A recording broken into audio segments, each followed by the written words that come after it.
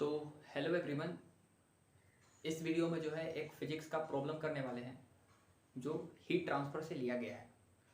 तो चलिए सवाल क्या है इसके बारे में डिस्कस करते हैं। तो सवाल है हमारा कि एक हमारा मेटल का रॉड है,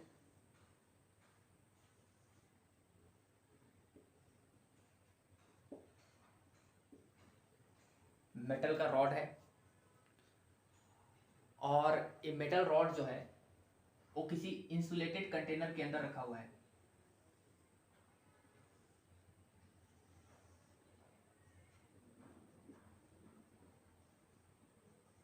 इंसुलेटेड कंटेनर, इंसुलेटेड कंटेनर का मतलब ये हुआ कि अगर हम इस मेटल रॉड को हीट करेंगे तो हीट करने के बाद जो है इसका जो हीट है वो इस कंटेनर से बाहर नहीं जा पाएगा। ना बाहर से अंदर हीट आ सकता है, ना अंदर से बाहर जा सकता है। इसका मतलब ये हुआ। और इसको जो है, इस रॉड को, मेटल रॉड को लगातार जो है हम हीट कर रहे हैं, और जो हीट कर रहे हैं किसी करंट कैरिंग वायर से, तो ये जो पावर है उस जो हीट करने का वो P दिया हुआ है और ये P कांस्टेंट है। मतलब कांस्टेंट पावर से जो है इससे इस मेटल रॉड को लगातार जो है हम हीट कर रहे हैं। और इसके हीट करने के बाद जो है इस रॉड का जो टेम्परेचर है वो टाइम के साथ वेरी कर रहा है, और उस टाइम के साथ वेरी करने वाला टेम्परेचर जो है सवाल में दिया हुआ है T equal to t naught 1 plus beta T का पावर 1/4, जहां टी नोड एंड बीटा जो है डायमेंशनल कांस्टेंट है, एप्रोप्रिएट जो भी डायमेंशन होगा, ठीक है ना। Where t naught and beta are dimensional constant, ठीक है, डायमेंशनल कांस्टेंट है। तो सवाल है हमारा कि इस रॉड का हीट कैपेसिटी फाइंड करनी है। Find heat capacity of rod, या रॉड, मेटल रॉड हो गया वही, ठीक है। आपको 4 ऑप्शन देते हैं, आप इसको वीडियो को पॉज करके ट्राई कीजिए। पहला ऑप्शन है T माइनस टी नोड का whole cube upon beta square t node का पावर 4। बी नंबर ऑप्शन है P into t minus T node का होल क्यूब अपॉन बीटा का पावर 4 टी नोड का पावर 4। सी नंबर ऑप्शन है हमारा P into t minus T node का whole cube upon beta का cube t node का power p naught square t node का power 4। और D number option है नन ऑफ दीज। तो ये हमारा सवाल है, आप वीडियो को पॉज करके ट्राई कीजिए, ठीक है। बढ़िया सवाल है और हमारा हीट ट्रांसफर से रिलेटेड सवाल है। तो आई होप आप इसे ट्राई कर लिए होंगे। तो बताते हैं क्या होगा इसका सॉल्यूशन, ठीक है ना। और ये पुराना सवाल है हमारा जेई एडवांस का, ठीक है। तो चलिए सॉल्व करते हैं।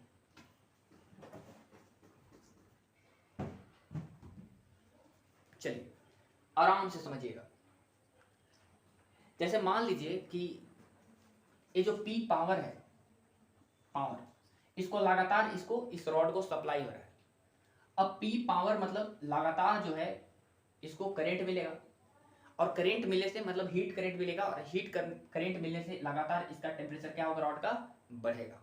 और ऑफकोर्स उस रॉड का टेम्परेचर जब बढ़ेगा तो रॉड का टेम्परेचर बढ़ने से जो है ये बॉडी अपने अंदर से कुछ रेडिएशन भी इमिट करेगा।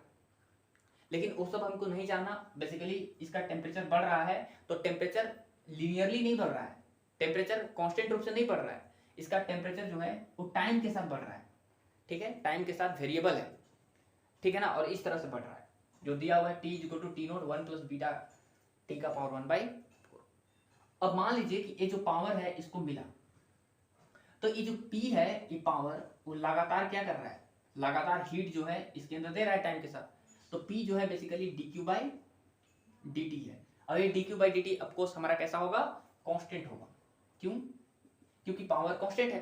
लगातार जो है इस dq/dt हीट से लगातार इसका जो हीट इसको मिलते रहेगा और ऑफकोर्स इसको हीट मिलते रहेगा तो इसका टेम्परेचर बढ़ते रहेगा।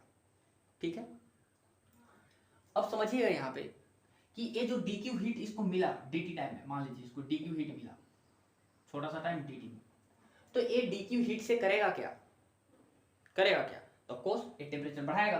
टेम्परेचर बढ़ाएगा तो क्या इस dq हीट को हम ऐसे लिख सकते हैं, dq is equal to mass किसका, सॉलिड का, इस मास सॉलिड का, स्पेसिफिक हीट कैपेसिटी सॉलिड का, और कितना टेम्परेचर छोटा सा dq हीट देने के बाद चेंज हो गया तो dt। और हमको पता है कि m into S heat capacity होता है, इसलिए छोटा सा हीट को हम लिख सकते हैं heat capacity into dt, CDT। छोटा सा हीट कैपेसिटी को कितना लिख सकते हैं, C इंटू dt। अब यहां पर बताइए कि P is equal to d, q के जगह पे हम लिखेंगे CDT, छोटा सा टेम्परेचर चेंज हो गया dt अपॉन कितना dt। अब हीट कैपेसिटी तो मेटल का कांस्टेंट होगा, तो यहां से C बाहर निकाल लीजिए, तो P इज इक्वल टू हो जाएगा C dt अपॉन dt। ये हो गया हमारा पावर। ऑफ कोर्स यहाँ पे टेम्परेचर जो है टाइम के साथ वेरी कर रहा है, तो यहाँ पे टेम्परेचर की जगह पर क्या कर देंगे, पुट कर देंगे। यहाँ पे ये ऑप्शन जो है हम इरेज कर रहे हैं, ऑप्शन नहीं इस क्वेश्चन को इरेज कर रहे हैं, ठीक ना, समझिएगा।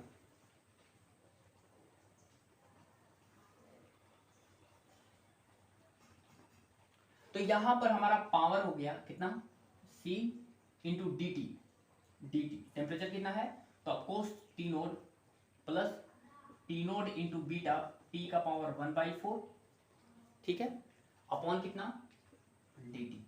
तो पावर इज इक्वल टू हो जाएगा C into T node, T node एक कांस्टेंट क्वांटिटी है इसलिए T नोड का डेरिवेटिव 0 होगा, plus T naught into beta constant quantity है तो ये बाहर आएगा, और T का पावर 1 का डेरिवेटिव होगा, पावर से गुना करेंगे और उसी पावर में से घटा देंगे तो कितना आएगा, -3/4 है। ठीक है, अच्छा तो बताइए यहां से कि P इज इक्वल टू कितना हो गया, P is equal to C T naught beta by 4 into T का पावर -3/4। हमको यहां से हीट कैपेसिटी चाहिए, तो हीट कैपेसिटी आ जाएगा C is equal to 4P upon, of course 4P हमको छूट गया होगा, 4P into 4P upon T naught into beta into 3 का पावर -3/4।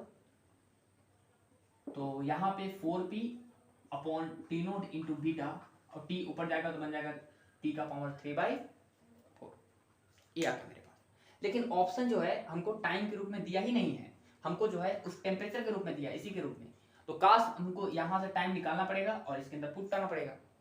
ठीक है, तो चलिए हम टाइम का वैल्यू निकालते हैं। यहाँ से टाइम का वैल्यू निकालते हैं, कैसे निकालेंगे देखिएगा।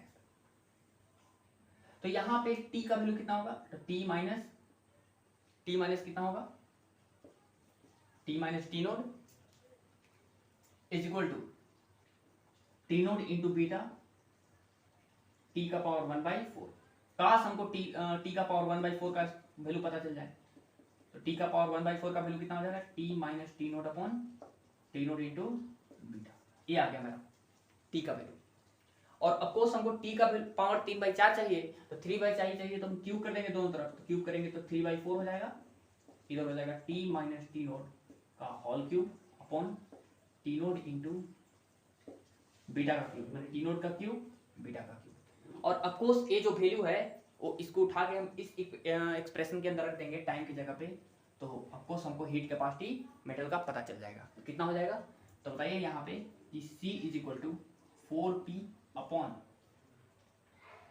T node into beta into T का पावर 3/4 का वैल्यू है t माइनस टी नोड का whole cube upon T node का क्यूब इंटू बीटा का क्यूब। तो ऑफकोर्स हमारे पास आंसर आ गया, कितना आ गया answer, 4P t minus T node का whole cube upon T node का पावर 4 और बीटा का पावर 4।